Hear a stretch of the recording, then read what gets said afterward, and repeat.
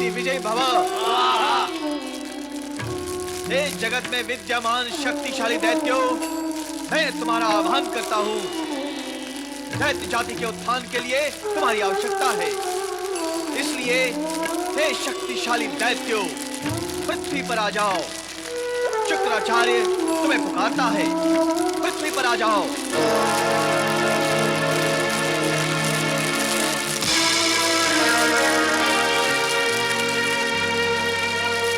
क्या मेरी सिद्धियां प्रभावहीन हो गई? क्या नए असुरों की उत्पत्ति हेतु की गई मेरी तपस्या सर्वथा व्यर्थ हो गई? इन आहुतियों का कोई प्रभाव दिखाई क्यों नहीं देता?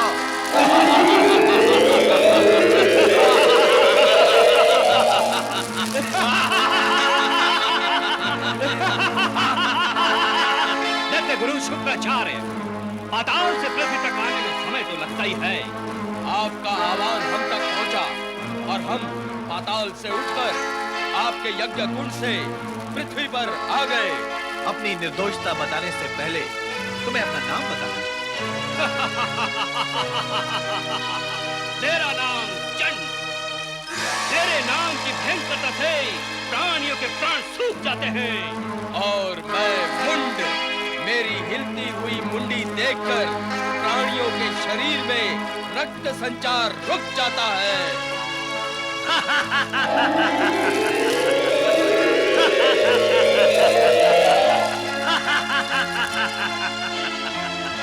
प्रणाम दैत्य गुरु शुक्राचार्य। मैं सुग्रीव भी आपके आह्वान पर प्रकट हुआ हूँ। तुम्हारी विशेषता क्या है?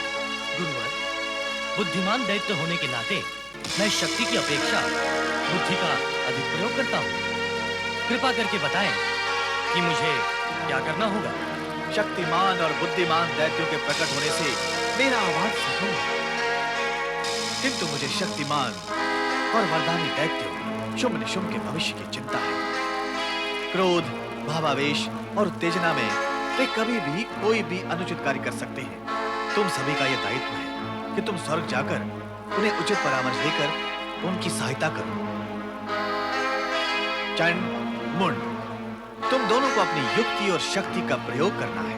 दैत्य गुरु, हम आपकी आज्ञा का पालन करेंगे। शुंभ और निशुंभ की रक्षा करना हमारा कर्तव्य है। और सुग्रीव, तुम्हें अपनी बुद्धि।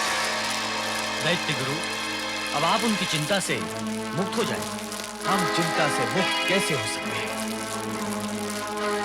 हम दैत्य गुरु हैं। दैत्यों की रक्षा और उत्थान का दायित्व हमारा है। जब तक दायित्व है, तब तक चिंता है। और चिंता ये है कि शुंभ निशुंभ की आसुरी वृत्ति दिनों दिन बढ़ती ही जाएगी। परिणाम स्वरूप एक दिन ऐसा भी आ सकता है कि उनके मन की वासना उन्हें महाशक्ति के पास खींच ले जाएगी। उन्हें महाशक्ति के पास खींच ले जाएगी। उन्हें महाशक्ति के पास। कौशिकी के रूप का वर्णन किया है, तब से न दिन को चैन है न रात्रि को आराम। तीनों प्रहर का चैन जैसे उड़ गया हो। उस अपूर्व सुंदरी को हमें देखना ही पड़ेगा। देखना ही पर्याप्त नहीं, उसे पाना भी होगा। निशुंभ, इस महासुर ने हमें कैसी दुविधा में डाल दिया है। महासुर जी, उस सुंदरी से हमें अति शीघ्र मिलाओ। उस सुंदरी के बिना स्वर्ग नरक के समान बन गया है। नरक ही बन गया है, समझो। स्वर्ग विजयी दैत्यराज शुंभ निशुंभ की दैत्यराज, हम स्वर्ग को कभी नर्क नहीं होने देंगे। हम आपके लिए इस स्वर्ग में अधिक सुखों का प्रबंध करेंगे। हमारे ऐसे शुभचिंतक कौन हैं आप? यहाँ अचानक कैसे प्रकट हुए? तुरंत अपना परिचय दो। हमें दैत्य गुरु शुक्राचार्य ने भेजा है। मैं चंड हूँ। दैत्य गुरु ने आपकी सहायता के लिए हमें आपके पास भेजा है। मैं मुंड हूँ। और मैं सुग्रीव हूँ। चंडमुंड अपनी शक्ति और युक्ति से आपकी सहायता करेंगे और मैं बुद्धि से। चंड, मुंड और सुग्रीव। हाँ दैत्यराज, दैत्य गुरु शुक्राचार्य आप दोनों की सुरक्षा के विषय में अत्यधिक चिंतित हैं। इसलिए अब उनकी चिंता का भार मैंने अपने ऊपर ले लिया है। दैत्यराज, बताएं वो अपूर्व सुंदरी कौन है जिसने आपके स्वर्ग को नरक बना दिया है? हमें आज्ञा दे दैत्यराज, हम आपकी प्रसन्नता के लिए जो भी कर सकते हैं अवश्य करेंगे। चंड, मुंड, किसी कौशिकी नाम की देवी ने हमारे राक्षस सैनिकों का वध कर डाला है। कौशिकी, कौशिकी, कौशिकी! हमें सैनिकों के मारे जाने का दुख नहीं है। अब हमें दुख केवल इस बात का है कि हम उस अनुपम सुंदरी की झलक मात्र पाने के लिए विकल हैं। सुना है कैलाश के शिखर पर एक दिव्य महल में रहती है वो। चंड, मुंड, किसी भी प्रकार उस सुंदरी को यहाँ लाने का प्रबंध करो। हाँ चंडमुंड, उस सुंदरी को यहाँ लाना ही होगा। जब तक वो परम सुंदरी स्वर्गाधिपति शुंभ निशुंभ को प्राप्त नहीं होगी, इनकी आसुरी शक्तियां निष्क्रिय ही रहेंगी और कोई भी कार्य नहीं करेंगी। इसलिए शीघ्र से शीघ्र तुम अपनी समस्त युक्तियों और नीतियों का प्रयोग करते हुए उसे यहाँ लाने की व्यवस्था करो। दैत्यराज, हम अवश्य उस सुंदरी को यहाँ ले आएंगे। इस ब्रह्मांड की कोई शक्ति हमें उसे यहाँ लाने से नहीं रोक सकती। हम जा रहे हैं उसे लाने।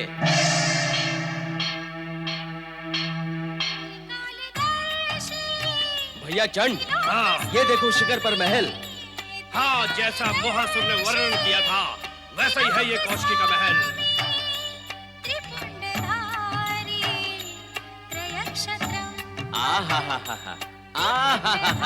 किंतु भैया चंड, क्या संगीत की मधुर और सुरीली धुन सुनाई दे रही है? भैया, जिसका स्वर इतना मधुर और सुरीला हो वो स्वयं कितनी सुंदर होगी। अवश्य अति सुंदर होगी। चलो महल के अंदर चलते हैं।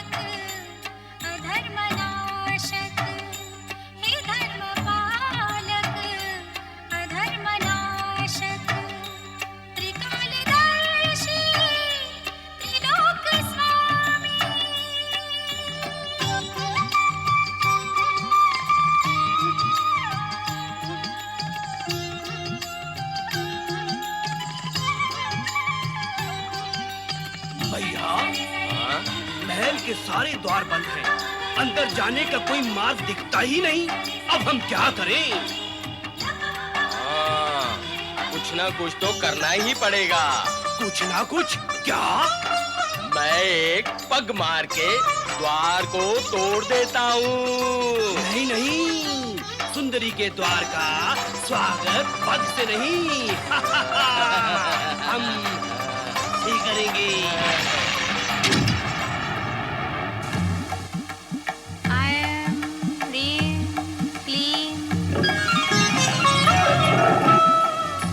महल इतना अद्भुत और सुंदर है तो कौशिकी कितनी सुंदर होगी। हाँ, यदि ऐसा ही महल हमारे पास होता बहुत विचित्र है।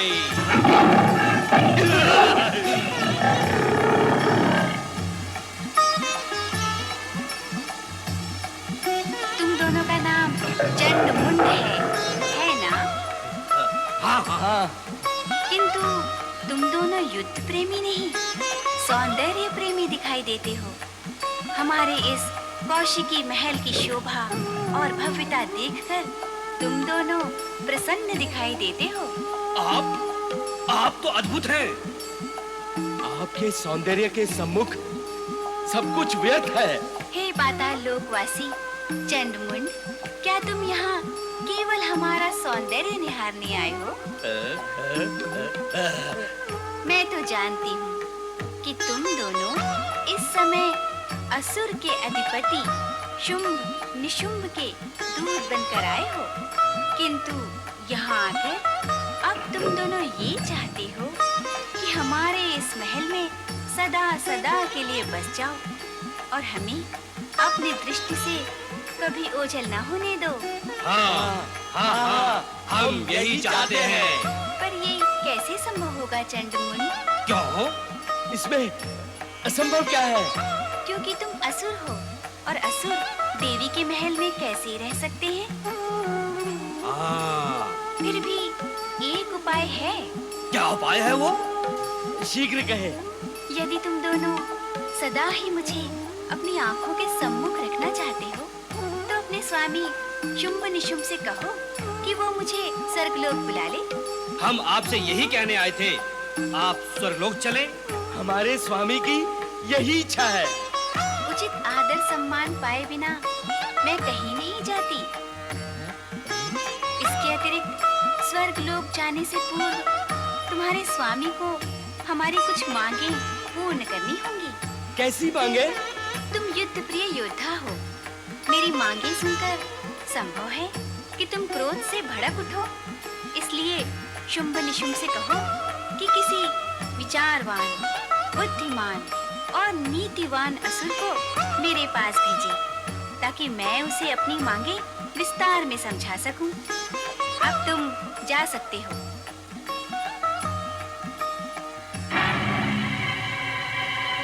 मेरी इच्छा के बिना यहाँ कोई एक पल भी नहीं रह सकता।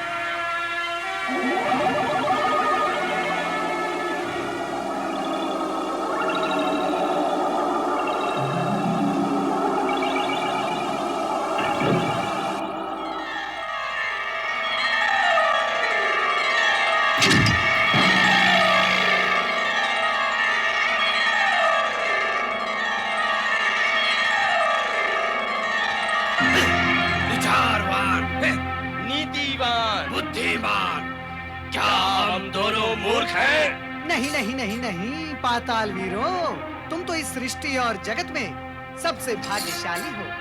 अरे आपको तो देवी कौशिकी के महल के अंदर प्रवेश मिला है।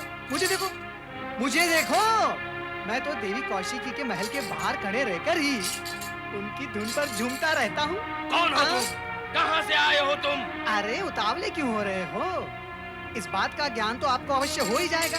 और हाँ, अपने स्वामी से मेरा ये संदेश अवश्य देना, शुंभ निशुंभ से, कि माता कौशिकी को प्राप्त करने का स्वप्न ना देखे, अन्यथा अन्यथा अन्यथा क्या? अन्यथा उनका जीवित रहना असंभव हो जाएगा। यही नारद का संदेश है, दे देना। इस विचित्र प्राणी के संदेश पर ध्यान न दें। हमें कौशिकी का संदेश स्वामी शुंभ निशुंभ तक पहुंचाना है। हाँ, आओ चलें।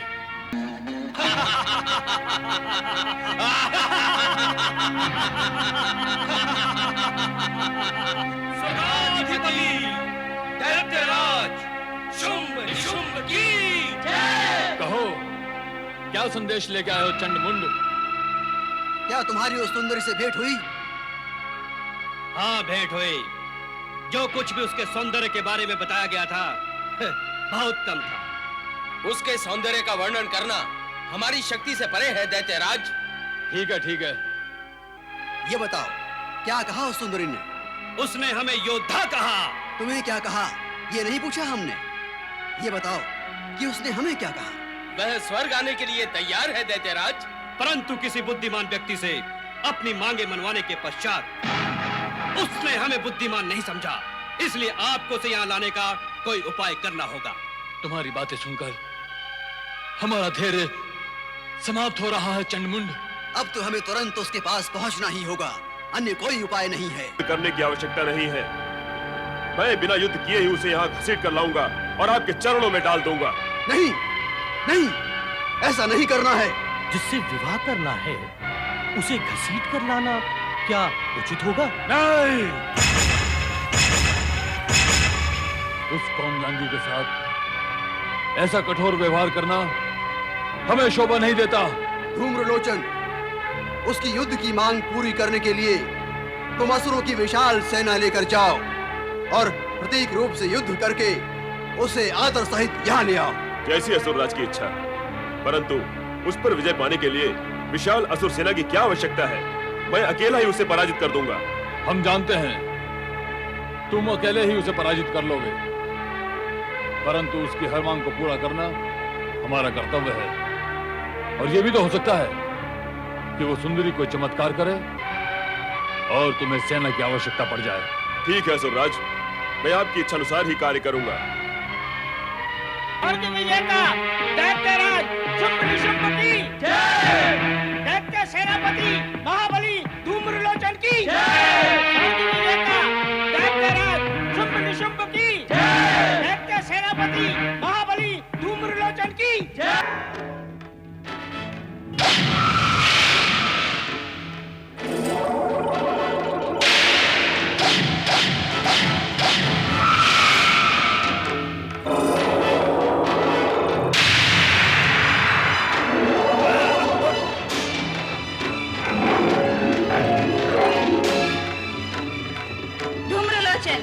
यदि जगदम्बा कालिका के हाथों मरना नहीं चाहता तो तुरंत लौट जा।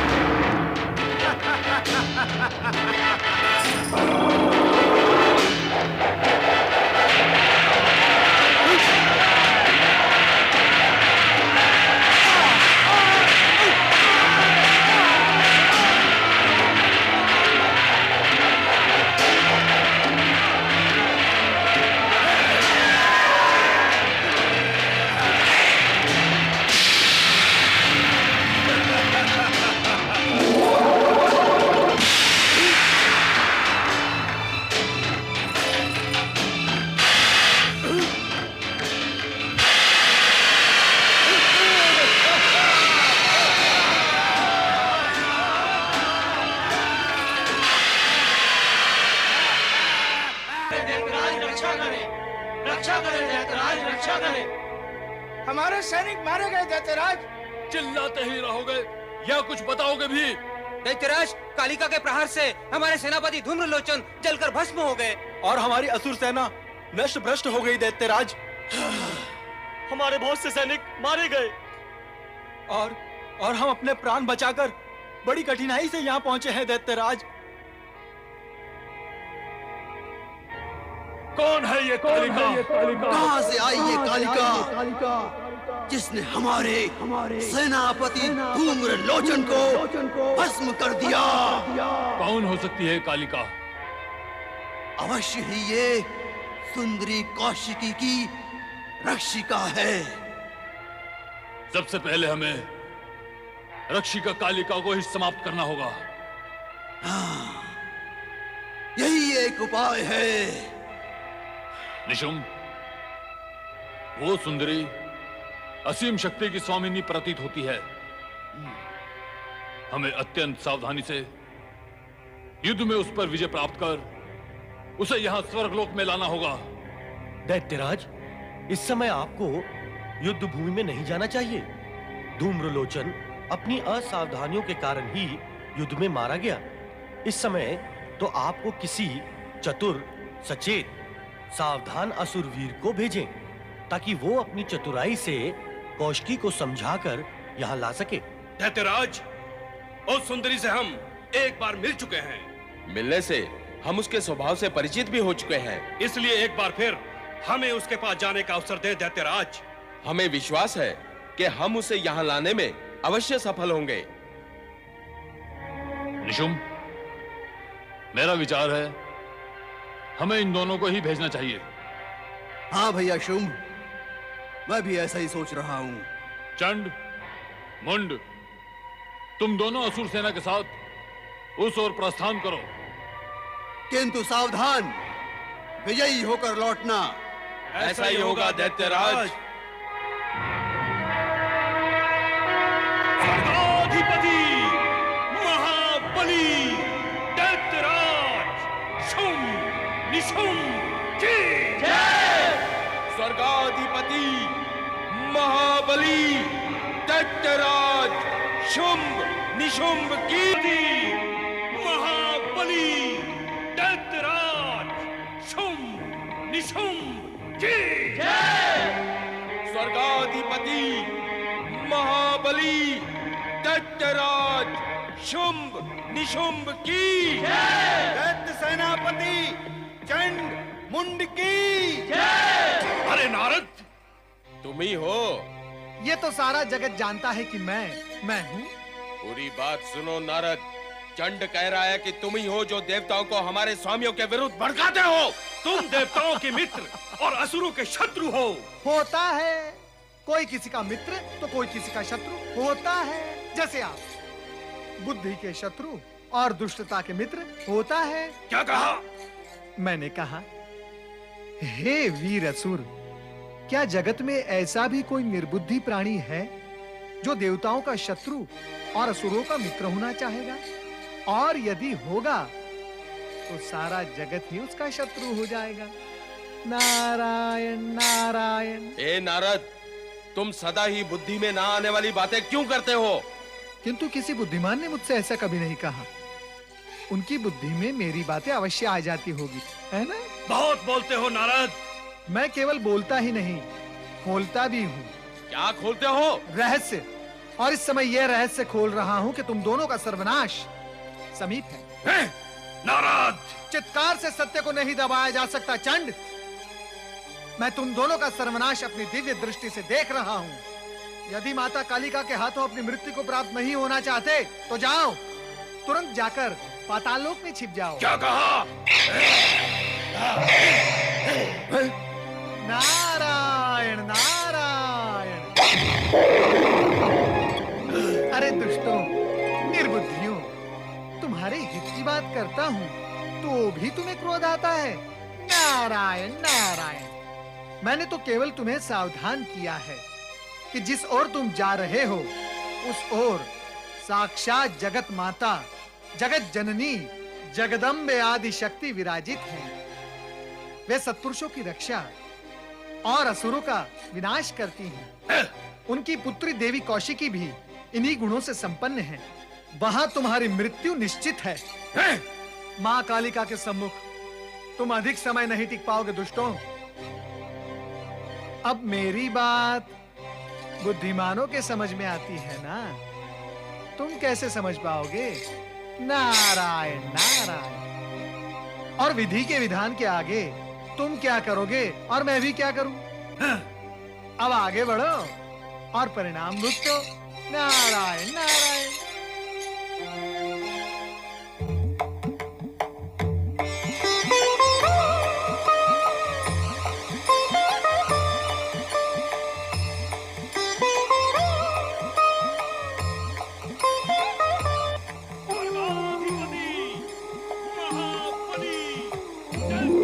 कौशिकी, इस बार उन दुष्टों ने चंड मुंड को भेजा है। मैं चामुंडा का रूप धारण करके उनका वध करूंगी। तुम निश्चिंत रहो। माता, मैं तो तुम्हारी लीला के अधीन हूँ। नारायण नारायण। देवी के दोनों पावन रूपों को नारद का कोटि कोटि प्रणाम। धन्य हुआ मैं। एक ही रूप को दो स्थिति में देखकर मैं धन्य हुआ। नारद, तुम यहाँ किसकी आज्ञा से आए हो? नारायण नारायण। माता, बालक को अपनी माता से मिलने के लिए किसी की आज्ञा की आवश्यकता होती ही नहीं। वाह पटु हो। तुम्हारे सम्मुख प्रश्न जन्म ले, उससे पूर्व ही उत्तर तुम्हारी वाणी में जन्म ले लेता है। अब प्रश्न ये है कि आज्ञा की आवश्यकता नहीं, किंतु आए क्यों हो? दर्शन, मात्र दर्शन। मन में एक प्रबल इच्छा थी कि आप दोनों के दर्शन एक साथ करूं, और यही कामना मुझे यहाँ तक ले आई, और वो पूर्ण भी हो गई, और मैं धन्य भी हो गया। देवऋषि, आपकी ये कामना तो युद्ध भूमि में भी पूर्ण हो सकती थी। युद्ध भूमि? नारायण नारायण। देवी कौशिकी, जो भी कामना युद्ध भूमि में पूर्ण होती है वो अत्यंत भयावह होती है, और उनके पूर्ण होने के पश्चात जीवन और जीवन की शांति दोनों नारायण नारायण समाप्त हो जाते हैं। मैं अपनी कामनाएं युद्ध भूमि में पूर्ण होने के पक्ष में कदापि नहीं हूं। असुर सेनापति महाबली चंड मुंड की माता, आप इन असुरों को यमलोक पहुंचाएं। मैं चलता हूं, मुझे आज्ञा दें।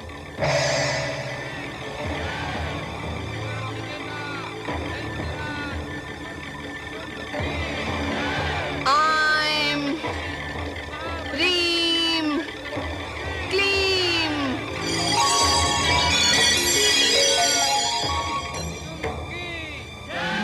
असुर सेनापति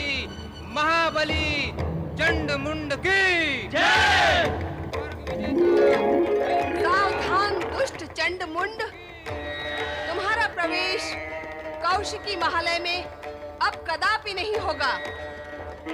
तुम दोनों यदि अपनी रक्षा चाहते हो तो पाताल लोक लौट जाओ, अन्यथा मुझसे युद्ध करो।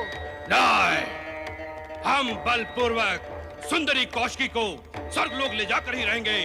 स्वर्ग विजेता शुंभ निशुंभ की यही आज्ञा है। चंड मुंड, तुम दोनों को समाप्त करने के लिए ही मैंने चामुंडा का रूप धारण किया है। हम पाताल के महावीर योद्धा हैं। या!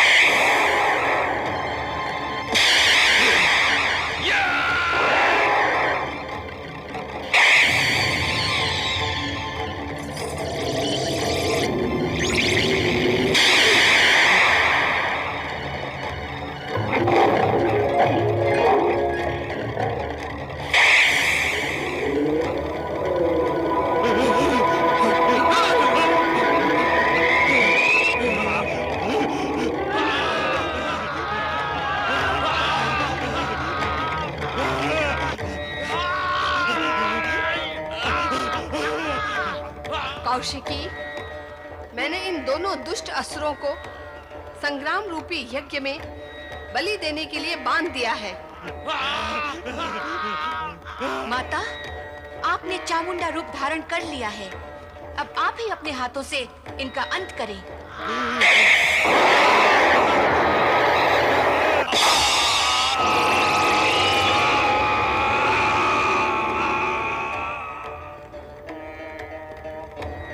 महादेवी महाशक्ति माता चामुंडा की जय। महादेवी महाशक्ति माता चामुंडा की जय।